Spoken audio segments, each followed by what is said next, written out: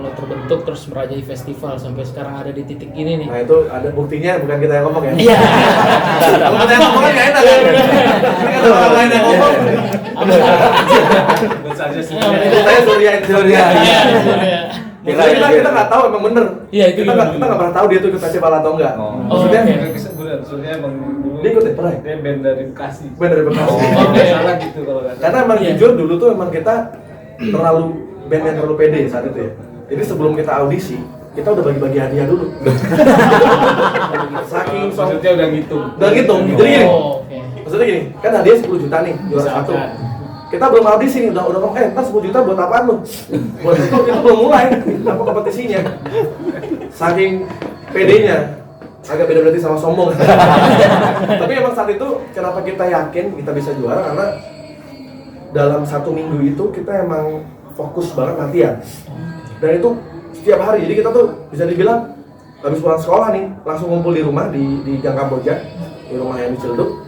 Itu hari Senin, Selasa itu kita ngulik lagu, jadi latihan pakai gitar kopong. Wahyu pakai drum, pakai bantal, ngulik. Terus dengerin lagu, dengerin kaset, di rewind. Misalnya ada aransemen apa yang mau kita masukkan ke dalam aransemen saat festival. Terus Senin Selasa kita latihan, Rabu kita masuk ke studio 2 jam. Terus Kamis kita latihan lagi. Hari Jumat masuk studio lagi 2 jam. Sabtu Minggu kita festival. Jadi dan itu tuh habit itu terus dilakukan hampir.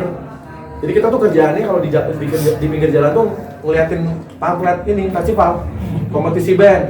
Dia 5 juta cabut. Daftar belum punya duit kan, minjem dulu tetangga duitnya buat bayarin. Jadi dulu kita punya fans 3 orang. Dulu awal-awal kita cuma punya 3 orang fans ya. Itu yang selalu kita utangin. itu selalu kita utangin dulu. Terus kemana tuh? Namanya siapa ya? Debbie, Dida, sama Putri. Ini masih ingat mana saya? Cewek-cewek satu-satu kita kumpulin satu orang. Soalnya kita harus ketemu dia lagi. Karena mereka dulu sering kita utangin waktu mau daftar kompetisi band. Satu itu, yang kedua kita dulu nggak punya alat musik. Jadi kita dulu nyewa alat di studio dekat rumah. Sama di Blewah. Studio itu di yang satu lagi di studio 16 ya. 16 itu di dekat rumah juga sama studio Blewah. Itu kita pinjem alat nyewa juga tapi nggak langsung bayar. Kita bayarnya kalau menang. Nah, mau nggak mau kita harus menang biar bisa bayar kan. Kalau misalnya kita nggak menang, kita punya utang dan terus numpuk. Dan alhamdulillah kita selalu menang karena itu kita punya pressure kan. Dan memang saat itu emang kita agak beda dari anak-anak seusia kita saat itu. Jadi emang kerjaannya tuh fingering berjam-jam, latihan ngulik. Dulu kan sering dengerin progresif kan. Dulu ya lihat Dream Theater Planet X gitu-gitulah. Kalau lagi itu Rush gitu-gitu, terus band-band metal kayak Koponi lah dan lainnya. Jadi kayak dulu emang kita kalau lagu orang pasti kita selalu aransemen yang skillful, tapi dari awal kita udah bikin lagu seperti yang kalian dengar sekarang. Jadi tuh kita kayak selalu combine, misalnya satu lagu, misalnya lagunya Padi, Sobat gitu ya, lagu wajib kan lagunya Padi saat itu, atau lagunya Plus Plus, atau lagunya Naf, itu lagu wajib. Nah itu salah satu yang cukup fenomenal adalah Naf, karena itu sempat tersebar di internet. Jadi kita bikin progresif, itu hampir 8 menit ya, 8 menit. Dan itu sempat banyak ditiru sama band-band festival. Jadi band-band festival itu pakai aransemen itu untuk ikut festival, dan mereka selalu bilang, "Bang, saya kalau pakai aransemennya The Massive selalu menang, Bang, selalu juara." Karena emang aransemen itu mungkin di zamannya jelimet banget ya. Padahal menurut kita tuh hancur banget ya. Tapi kok kita selalu juara saat itu, dan ya itu mungkin korbannya adalah bandnya Surya Insomnia itu. Apa nyerah? Tapi ya itu kita padahal nggak pernah ngomong gitu, tapi kan karena ada orang yang ngomong ya kita lanjutin lagi ya. Salah satu formulanya juga yang nggak ada di band-band lain adalah kita selalu pede bawain lagu-lagu sendiri ya. Jadi itu mungkin kekurangan dari band lain adalah ya mereka entah itu nggak punya lagu sendiri dan nggak pede bawain lagu sendiri, karya mereka sendiri. Nah kita tuh selalu pasti Ya, bawa kita selalu pede. kita tuh selalu pasti Ya, bawa kita selalu pede bawain lagu karya kita Iya, dan, itu nih. dan lagunya sudah pop, udah jadi seperti sekarang. memang komersil lagunya gitu. Jadi satu lagu sendiri, satu lagu yang memang kita obrak-abrik tuh. Apa aransemennya. Formulanya jadinya kita udah tahu Ya. untuk menjadi juara. Dan salah satu orang yang mendorong kita untuk berhenti ikut festival band adalah Om Ben Sleo, almarhum. Kenapa? Jadi karena dia kan sering jadi juri, ketemu terus kan. Terus termasuk yang waktu kita festival tingkat nasional yang akhirnya kita juara 1 di dan masuk musika, itu jurinya juga Om Ben.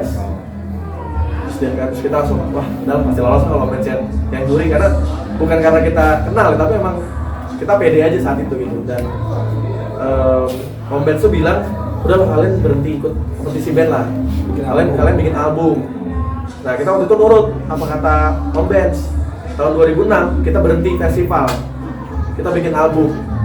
Waktu itu kita indie ya, masih indie di satu label lah gitu.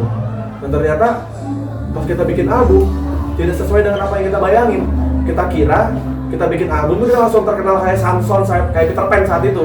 Kan dulu kan ada Peter Pan, Samson sama Niji ya. Iya. Wah ini kalau kita bikin album, karena kita pede dengan materi kita kan, wah kita pasti langsung terkenal nih. Nggak taunya pas kita bikin album, satu albumnya mixingnya hancur karena kita nggak ngerti. Yang kedua tidak dipromosikan dengan baik. Ternyata tidak segampang itu ya masuk industri. Ternyata selain lagu yang bagus juga harus punya manajemen yang bagus, harus punya tim promosi yang bagus. Dan akhirnya kita ternyata setelah mau bikin punya album malah nggak punya duit karena kan kita cari duitnya lewat festival. Jadi waktu itu tuh kita dapat tawaran main di kafe, kita nggak pernah mau. Karena apa? Kalau main di kafe kita harus ngapalin lagu orang sampai 200 lagu. 2 jam kita harus bawain lagu orang. Kalau jam kita harus bawain lagu orang. Kalau festival kan paling cuma 2 lagu. 2 lagu kita langsung dapat, kalau menang 10 juta, 5 juta. Tapi kalau kita ngafe paling dapat 2 jam 500.000. Jadi menurut kita kayaknya ngabisin waktu deh, dan kita kayaknya Waktu itu ya. Kita mikirnya gitu, namanya masih muda kan kita mikirnya begitu. Terus akhirnya kita memilih untuk ikutan kompetisi band aja, dan memang itu kayak kita cari istilahnya sama cari duitnya di situ ya. Kita mata pencariannya di kompetisi band. Jadi untuk setelah kita lulus SMA kan kita udah nggak dapat uang jajan dari orang tua juga kan. Jadi akhirnya kita memang benar-benar hidupnya dari kompetisi band. 2006 kita bikin album, ternyata albumnya gagal dan malah kita nggak punya duit. Akhirnya karena kita udah rekaman, kita malu pakai nama Massive kalau misalnya ikut kompetisi band. Akhirnya kita ikut kompetisi band lagi, tapi ganti nama. Jadi kita ganti nama tuh, tapi tiba-tiba namanya Putih, apa lagi? Tiba-tiba namanya It's a Jam lah. Kok apa? Banyak deh pokoknya. Hanya untuk mencari band itu kita juara aja gitu. Tapi setelah waktu itu ada billboard besar, Live Mountain, terus hadiahnya kontrak rekaman di Musika Studios. Kita balik lagi pakai nama Massive. Karena buat kita nama itu kayak doa ya, maksudnya kita yakin dengan nama ini daripada kita pakai nama-nama yang asal itu kan. Karena emang itu untuk cuma nyari duit doang kan.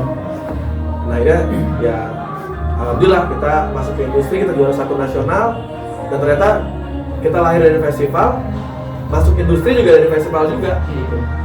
Kompetisi band juga. Oke teman-teman, terakhir satu lagi ya, ada link nggak? Ada cukup kan? Cukup.